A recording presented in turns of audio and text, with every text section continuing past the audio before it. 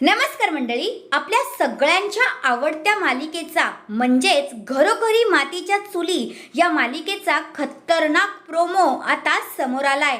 त्या प्रोमोमध्ये आपल्याला असं पाहायला भेटतं, आता शर्वरी आणि जानकी या दोघीही आमने सामने उभ्या असतात आणि शर्वरी आता जानकीला म्हणते, जानकी वहिनी, नाना यांचा खून कुणी केला हे पाहण्यासाठी तुझ्याकडे एकच पुरावा होता आणि तो म्हणजे नानांचा मोबाईल। आणि हो, आता त्या मोबाईलचा पण मी विल्हेवाट लावणार आहे बरं का, मग तुझ्याकडे काहीच पुरावा राहणार नाही, असं आता शर्वरी जानकीला बोलत असते। दुसऱ्या बाजूला आता राहुलने तो फोन जाळून टाकलेला असतो आणि जानकी आता बघायला जाते तर तोपर्यंत फोन जळून खाक झालेला असतो।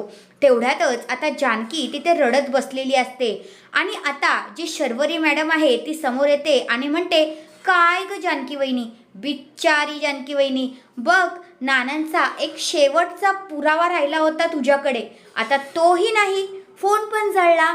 मग आपली जानकी काय ऐकते, जानकी पण उठते, म्हणते तुम्हाला असं वाटते की हा शेवटचा पुरावा आहे म्हणून, पण अजून एक पुरावा आहे, तो आहे माझ्याकडे, म्हणजेच काय तर नानांची डायरी।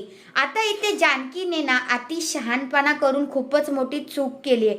होती तुझ्याकडे डायरी तर ती ठेवायला पाहिजे होती, आता तिने मागच्या टायमाला जसं केलं ना तसंच सेम इथे केलंय।